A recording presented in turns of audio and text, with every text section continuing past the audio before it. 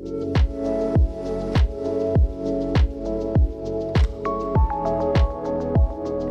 everybody. Hello, hello.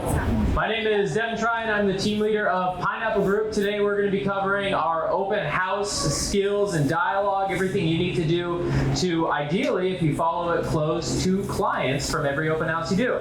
So we put these events on. It's really fun for us to be able to get together now. We've shifted venues, so it is going to be every Monday at this location. Every Monday except for next Monday, because next Monday is Martin Luther King Day. So we actually had a scheduling mishap, and we'll be changing around. So let's get started. First, I want to hear some questions from everybody. Who here has done an open house in the past? Okay, that is not enough of you. You should all raise your hand. So if you haven't done an open house, who here has done an open house where you had nobody show up? Yeah, those suck, and those can be prevented, and we're going to talk a little bit about that. And then let's show of hands, who has closed a client from an open house? Nice. Who's closed a client above $1 million from an open? Above $2 million. Okay, so we got to talk about that too. Everybody pull up your packet for me. So we're going to break this down into a few parts. You have the preparation. I actually tell everybody you should be spending more time preparing for your open house than you actually spend at the open house. So let's go through some things. Peter, you're looking for a packet, aren't you? There you go. That's all you get. I need one more. I don't have one. We got one. So we got. Sorry. Sure, Peter, share. I can share with them. So you should be spending more time. So I want to hear from the audience. What are some things that we as agents need to do to prepare and have an incredible open house? And by incredible, I mean you either sell the listing that you're sitting, or you pick up a buyer or a seller client and you get them to sign with you that day or that week. So what are some things that we as agents need to do to prepare? What do you think? Oh, sorry.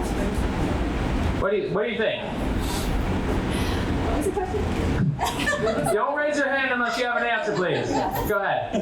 We door knock the neighborhood. Door knock the neighborhood. Before the open house and invite. Before the open house. That's awesome. Invite everyone. Who here has done that? Okay, so let's work through that one a little bit. What are some things that you might say if you're door knocking the neighborhood? So we literally just go there and invite them to come and check it out and see if they have any family or friends that they want to live in the neighborhood with them. That's all we do. We're not trying to sell them. We're not trying to do anything. We're just trying to get them in the home. Yeah, no, that's excellent. My favorite line when I door knock is I'll invite them to the open house. I'll ask them if you know any friends or family in here that may want to buy or sell. And then my last question is, by the way, do you have any neighbors you want to get rid of? And you always get a laugh. And from there, then you can take it down the road of, have you guys ever thought about selling? What are you thinking? Well, I'm going to be here today. I have cookies, I have wine, I have beer, I have vodka. Just come on down, throw these jokes in. Don't be so serious about it. You will have so much more success. So everybody write these down. To prepare for an open house, you need these things. Number 1, you should have a minimum of 15 open house directional signs. A minimum of 15 open house directional signs. We did an open house up in Tantalus. We had 50 signs. We had 50, 50. I hired somebody dedicated to putting out signs for 3 hours. If you have a kid, a child with a driver's license, or if you have a friend or a family member or a neighbor that will put out signs, the more signs you have, the more people you will get to your open house. The only reason you're hosting this open house is to meet people. And if you're not putting out signs, you're wasting your time at this open. So number 1 is you've got to have directional. That's bare minimum. Number 2 is you've got to have a packet prepared. Do not just show up with a flimsy MLS sheet. So write this down. This is what you're going to want to have. 1, have a property flyer made professionally by either a graphic designer or escrow. Escrow will do it for you for free. Some of them will even send it to you. Don't have your lender do it, sorry John, because then their face is all over it, and then that lender is getting a phone call, not you, and then half the time you never get that actual lead. Your face is the only face and the only phone number on this open house MLS sheet or flyer. Do not have your office phone number. Do not have anybody else's phone number. Be very clear about what instructions you are giving to people. So, an issue with a lot of media and messaging is people say, call, text, or email me. Be very clear with what you tell them. Just say, hey, give me a call at this number. If you give them more clear and concise directions, they're more likely to follow it rather than giving them 15 different options of how to get a hold of you. So we covered, have directional signs. You're going to want to have a professional property flyer. You're also going to want to have comps for the neighborhood. So who here knows what a switch property is? By all means, go ahead. Basically, it's a similar property to yours that you know is available down the street that you can say, hey, well, if this one doesn't fit your needs, that one might.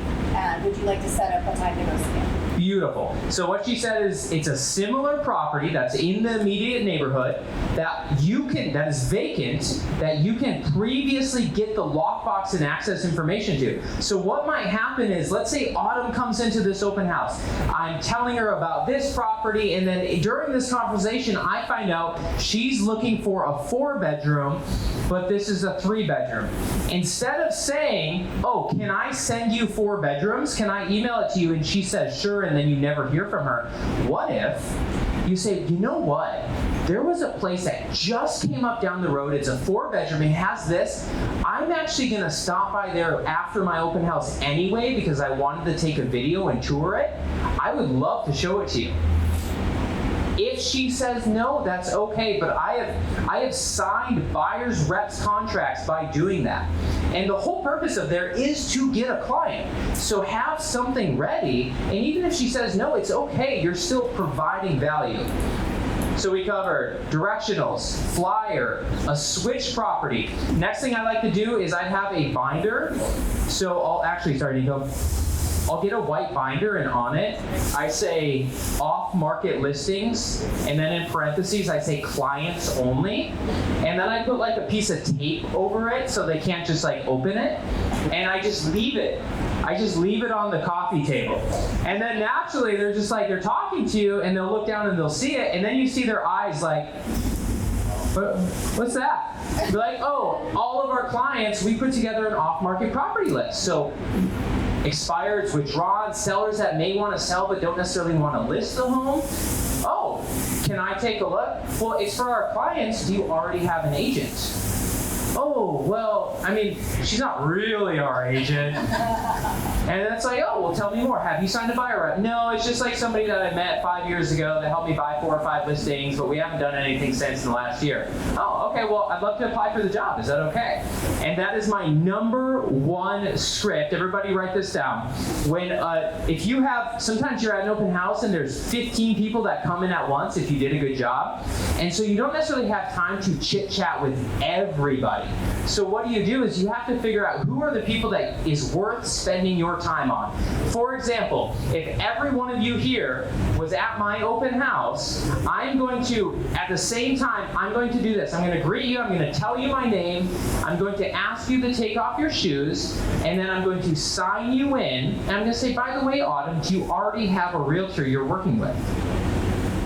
Yes or no? Yeah. Or you could say, by the way, who's your agent? And then if they say something like Chris Vinatieri with Pineapple Homes, then it's like, oh, okay, they're probably working. But if she says, oh, I think it's, her name was like Chelsea, it's like, cool, got it. You are my target.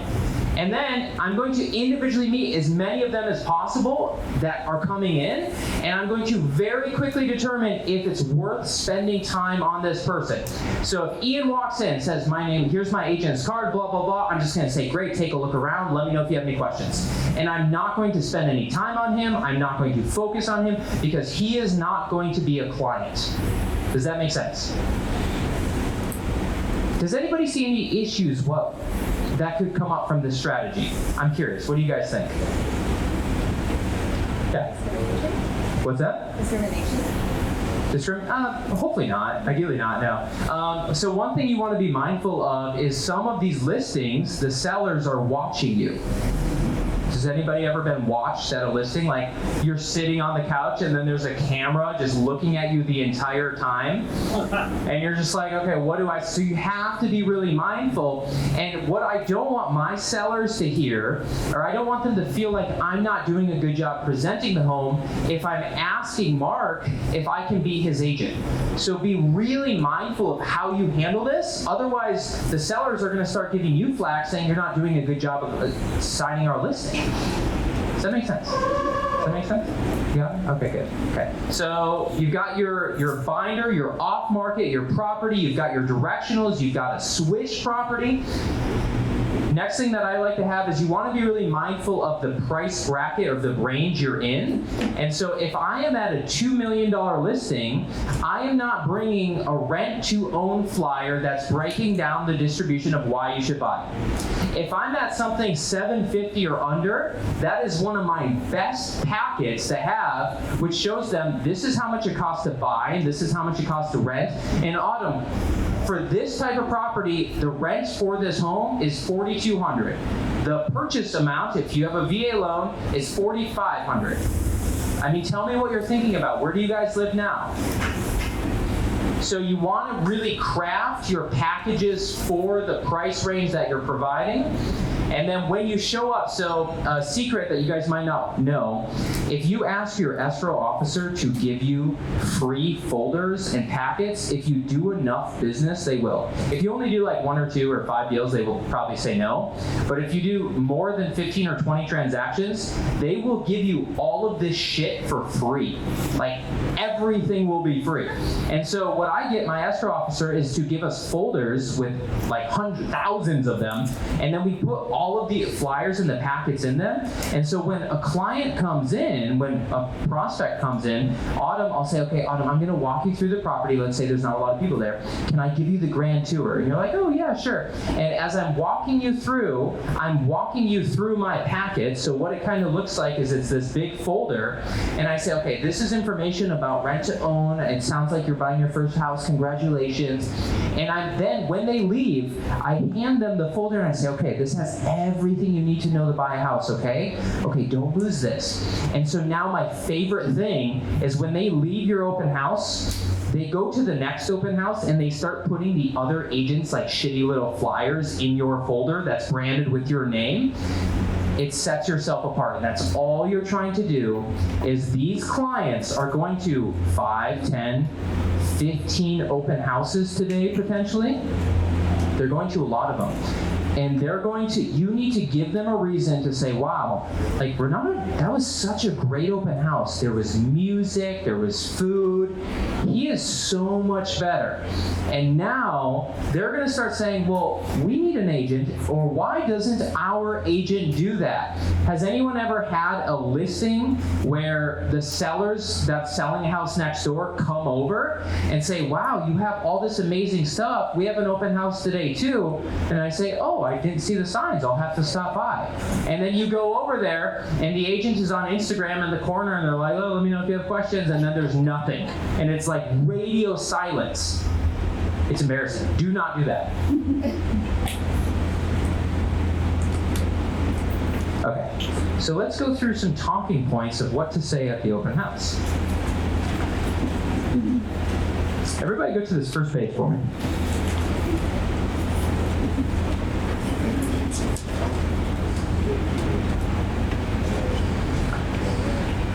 Okay, so you could probably all just like write an X through this. I don't really like any of it.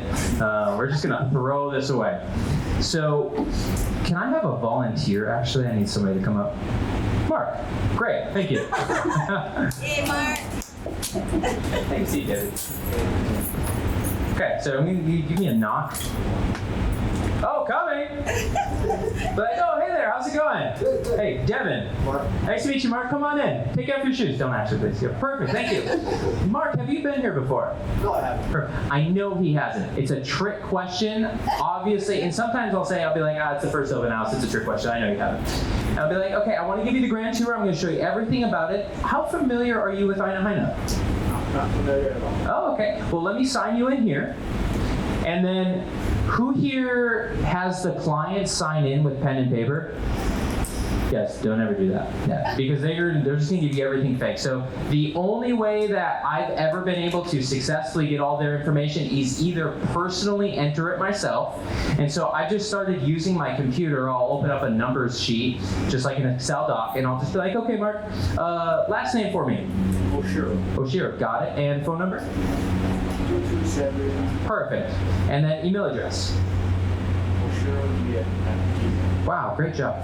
And then, Mark, who's your agent, by the way? I don't have one. Okay, got it. Sounds good.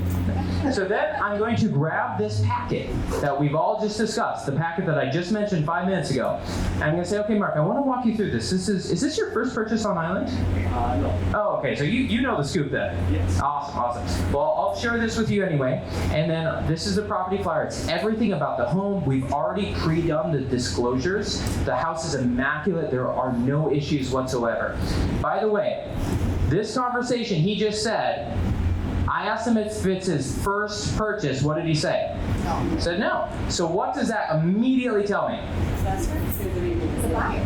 He's educated. He didn't like his last Actually, yes. But what else? Like he's selling it. He might need to sell his house. Maybe. I don't know yet.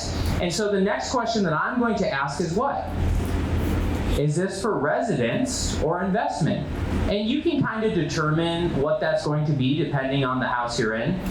If you're in a fourplex in the back of Palolo and he shows up in an Audi, like, I'm going to assume it's an investment. Like, these are fine assumptions. If I'm at a 2.5 in Wailaiki, I'm probably going to assume it's for a personal residence. So I'm going to give him, now I have all of his information, I'm going to walk him through all of these flyers. I'm going to give him the whole entire folder, like it has everything, so that's everything you need to know. And then I'm going to walk him through the home telling him things that I know he does not know about. What does that mean? That doesn't mean I show up and tell him the kitchen's a kitchen.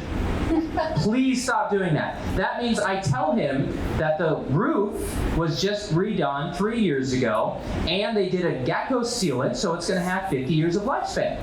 I'm going to tell him things like the solar is on net metering, and that the solar hot water heater was just redone. I'm going to say that a survey was performed, and if I have a copy, I'm going to walk him through it. I am going to provide value as if he is seriously consider purchasing this home. Because one, he might, and two, he's going to start to think, wow, Devin's doing a really good job selling this home to me and educating me on this house. I wonder if he would be open to doing this for me. I already know he doesn't have an agent. I already know he's looking to purchase, and I already know he might need to sell. So I'm going to walk him through the home, going through all of these steps, and then I'm going to say, by the way, are you just looking here in Ainahaina or any other areas?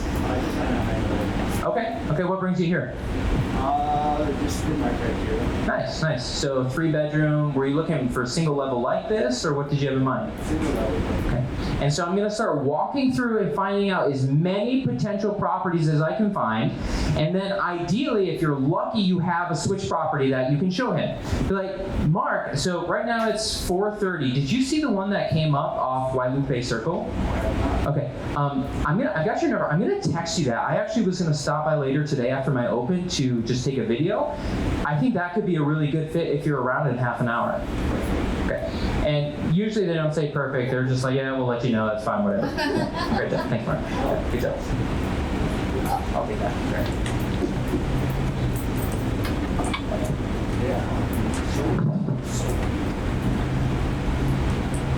All right, so we talked about how to set up for an open house. We talked about what to bring for an open house. We've talked about what to talk about at an open house. Now the question is, what do you do when you're done with the open house?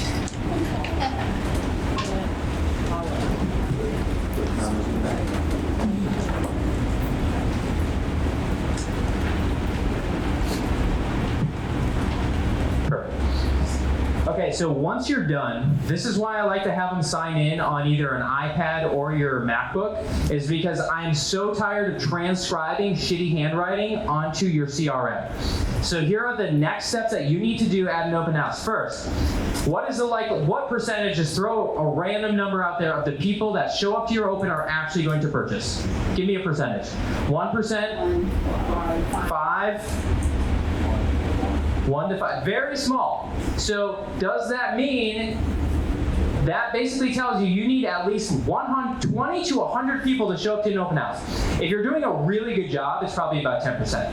Like if you're really doing an amazing job, you should be able to convert 1 out of every 10 people to your open, because they're not going to purchase today. They're not going to purchase tomorrow. I have so many open house clients that I met 2, 3, 4, 5 years ago that are now just saying, Devin, I'm so sorry I've ghosted you for the last 5 years. I think we're ready to purchase. If you go that route and you stay in touch with them, eventually they're going to transact. However, we need to be careful who we're reaching out to and who we spend time with. There's nothing worse than a lead that keeps saying, yes, I'm going to buy, I'm going to buy, I'm going to buy. And then you have 1,000 of those people that never actually buy. Now you're spending all of your time reaching out to people that you shouldn't be reaching out to. So what we need to get better at is determining their motivation to say, is this somebody that I actually should even spend the time to follow up with? So what are some good questions that we could ask to determine how motivated are? Anybody but you.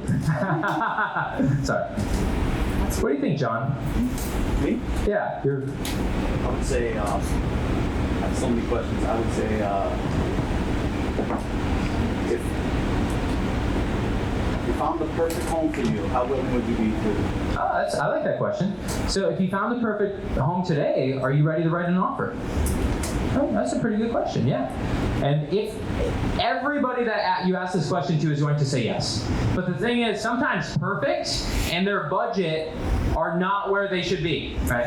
I think you raised your hand. What was the question you had? A great question to determine motivation of an open house person. What's your time frame? What's your time frame? Yeah.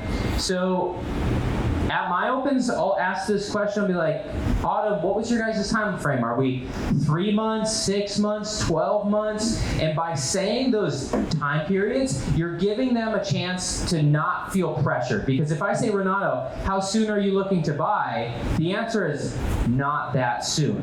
Not yet. We're just taking it easy.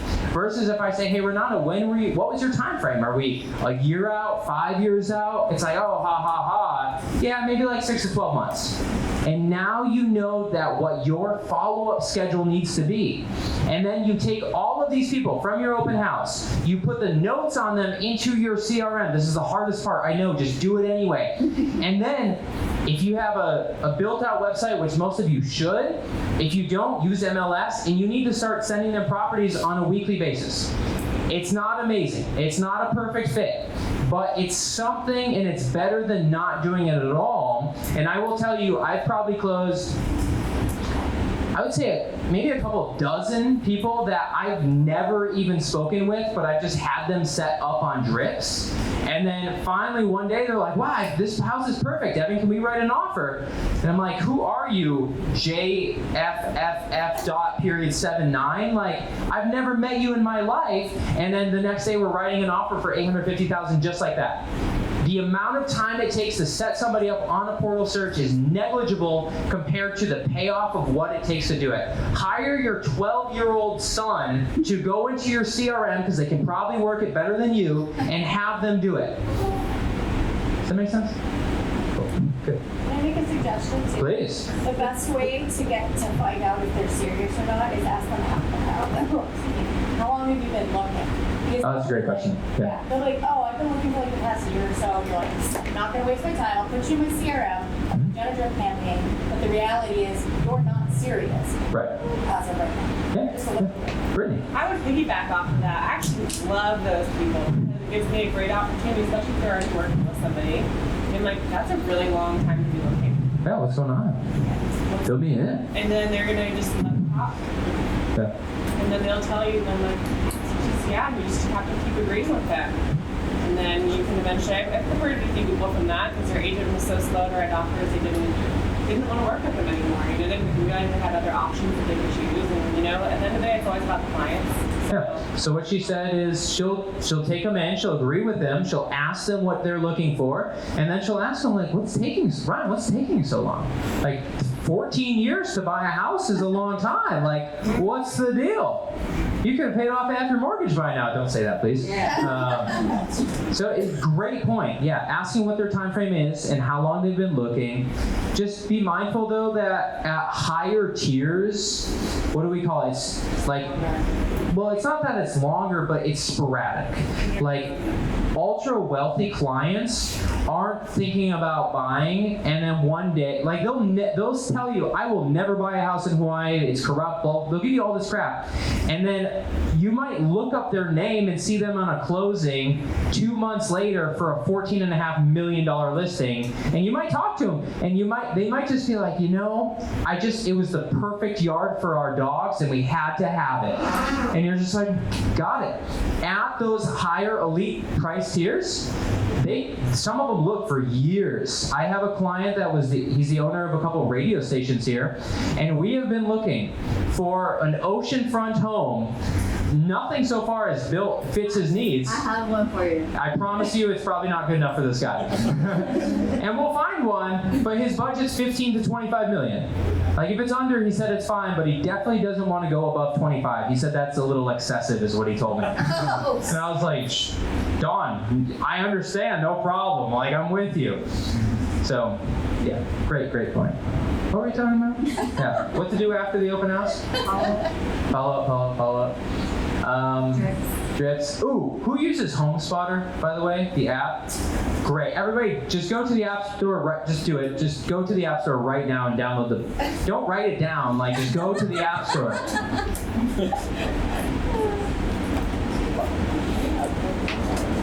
you going to the App Store back there? I see you. Pull it up! Just do it! You don't have it. Oh, you already have it. Nice. Okay, so this is a little bit deeper, but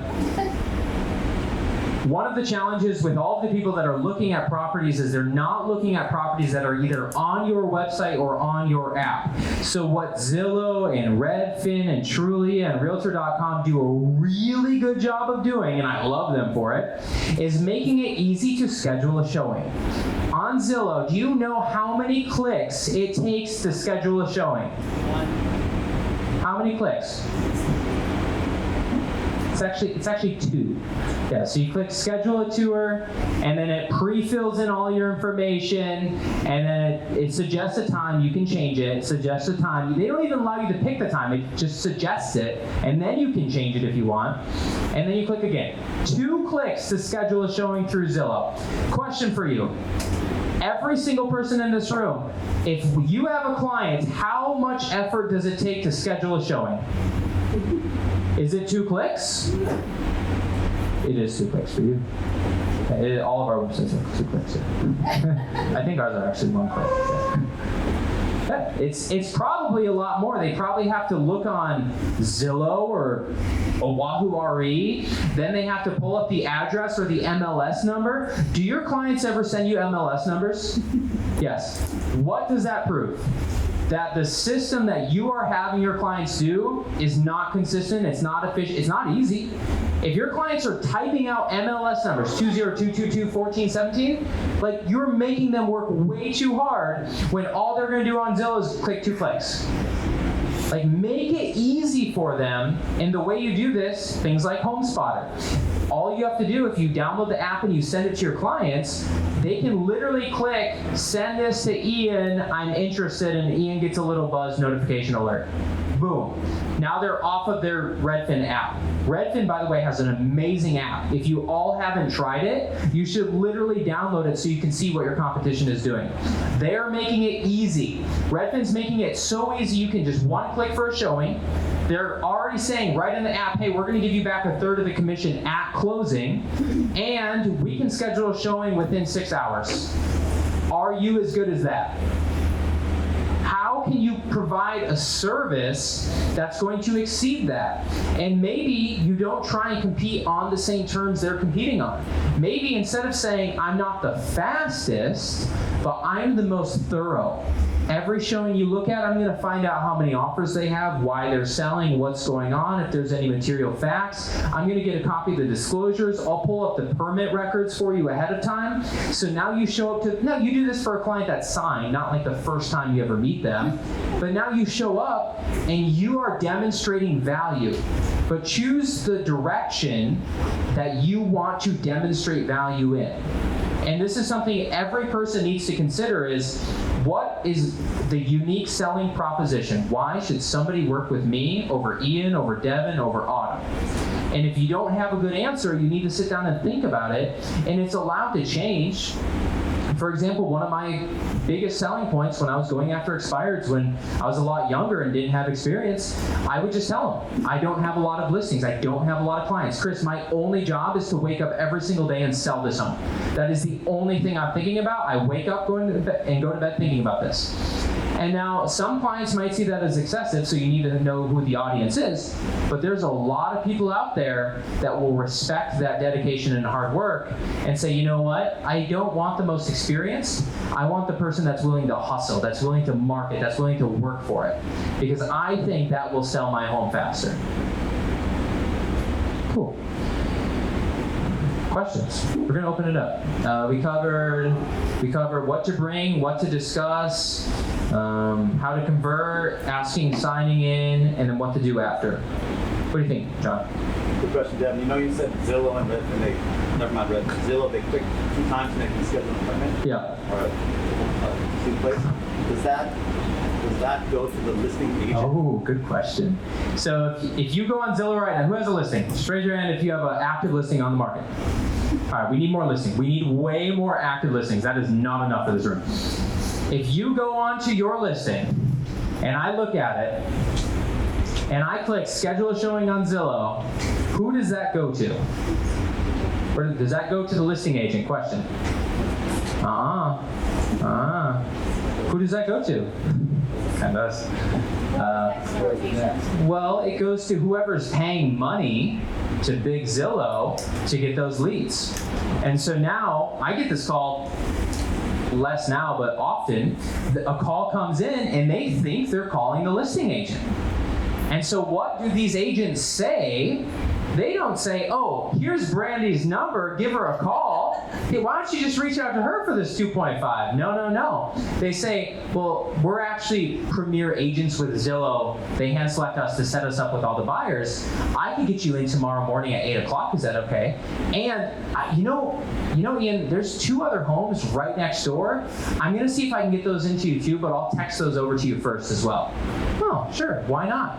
That's what those agents are saying on your listings. Yeah, great question, John. I thought they went to the listing agent, so I learned something. Yeah, no, it's not. Yeah, goes to me. What else? Oh, what do you guys think? Chris? Can you go over the follow-up call and text? Oh, good. Yeah, we didn't cover that. Follow-up call and text. So what I'll typically do during the open house is, if you have time, you'll find out what they're looking for. And prior to them, like literally within 15 minutes of them leaving, I'm already texting them, sending them more properties, and sending them my HomeSpotter app. And when I send that HomeSpotter app, I say, hey, Autumn, Zillow and Redfin and Trulia are, I'll just say Zillow and Redfin, or if they send me a listing from a site, are usually way behind, or sometimes listings are missing. Here, I'm going to send you this app so you don't miss anything new, okay? Now it's like, oh, okay, so now they download your app, and now they're seeing your face. So you got to do this within 15 minutes, because I know that client is doing what once they leave? What are they doing? They're going to somebody else's open house that's going to try to do the exact same thing. And that sucks. That's like, imagine you get done with a date, and she's like, by the way, I've got another date in 15 minutes. I've got to go. That happens. Maybe, I don't know. Yeah, I'm sure. Well, at open houses. So first thing is demonstrate value immediately, like right away. If you don't do that, you've already lost them. Then the next thing is a lot of people wait till the next day and they have the worst follow-up script. Here's what they sound like. Oh, hey Chris, it's Devin from the open house at blah, blah. What open house? Oh, you know, with the green gutters. Oh, yeah, what about it? Oh, I was just calling to see if you had any feedback on that. Oh, nah, it's all right. Oh, okay, no, thanks, bye. That's how most agents lead that conversation. Rather than, as soon as they get done, they send them a message. Then it's, hey, Auden, did you get that, by the way? Ooh. And then don't ever lead with, I just wanted to check in, I want to follow up. Get rid of all of that from your vocabulary. Lead with a carrot. Lead with, hey, Brandy, a listing. So it's like ring, ring. Hello, Autumn? Autumn, it's Devin from the open house, the one with the green gutters from yesterday. Yeah. Hey, I know you mentioned that you were looking for 3 bedrooms here in Waianae. There was a place that just came up over off Haleikahi. Did you see that one by chance? No. Oh, okay. I'm gonna text it over to you right now. I think it's a really good fit. I'm gonna be, I don't know, I know you mentioned you live by. I'm gonna be in the area tomorrow afternoon around 4 or 5. Would you by chance want to check it out? And just say you'll let me know. Okay, I'll let you know. Okay, I'm gonna text it to you right now. Let me know if you don't get it, okay? Okay, got it. And then I will literally just get off the phone with Texter. I'll give her an hour, and then I'll reach out again. And then, so let's say I send it to you, and then you're like, hey, you just respond with a text that says, man, not so much our thing, okay? I'm gonna call her again and be like, oh, fill me in, what did you think? And then they say, well, we wanted X, Y, Z, and then I'll say, well, tell me more about that. And then they might say, oh, well, this house had this. And I might say, out of a 10, where would you rate this? 1 out of 10. It's a 7. Okay, so what would make this a 10? Oh, if it had this big yard, that would be amazing. Okay, is this your first purchase on island? Yes, it is. Oh, congratulations. That's exciting. What has you making a move? Now I'm digging into motivation. And then you say, oh, we have family. We're doing this. And our family's growing. We just adopted 14 dogs. All these things. It's like, oh, well, out of all of my first-time homebuyers, I always sit down with them and do what I call just a mock buying or a buyer consultation. And I would love to just explain everything you need to know and the do's and don'ts of buying. Doesn't mean you have to buy, but I'd love to explain it to you. Maybe we can schedule a time to go see this house anyway at 4 o'clock. And then if they're motivated, if they're serious, if they're interested, they'll let you know. Good enough? Yeah. It's okay. Okay. Cool. That's almost it, guys. Any other questions? Open houses. What you got, Brandon? The KP Core, do Yeah. you use that or no? No, we use Follow Up Boss. Yeah, but I've heard mixed things about KB Core. I think it's more just if you use it, it will work. The Yeah. only reason I'm asking is because they have an open house thing that you can sign, they sign in and that's all the Nice. and it goes over to the KP Core and starts everything. That's awesome. I love that. Yeah. In the back. What's the difference between the home spotter and the MLS touch? Can you say that one more time? What's the difference between the home spotter app and the MLS? She's asking what's the difference between HomeSpotter and MLS Touch. I've only used HomeSpotter. I think MLS Touch is similar. I'm not too sure. I think HomeSpotter is prettier. Yeah, at least from like a user interface from the client's perspective. Yeah. It's glitchy too. MLS Touch is still glitchy. They're both they both, like in my opinion, they both suck, but it's like the best we got. Yeah. Cool. Yeah. I have done some research on the CRM, so the follow-up bus, does it have a sign-in for open houses, or do you still have to do a separate? Follow Up Boss does not have a sign-in. We use a company called Wailopo, which does have an open house sign-in. If you are a sole agent, I think Wailopo would be pretty expensive individually. Depending on where you're at in your business, yeah. Good question. Cool. I think feel like hopefully we'll have a bunch more open houses this weekend, and now I have to compete against all of you guys who are going to all do the things I do. Awesome. All right, good job everybody. Thank you.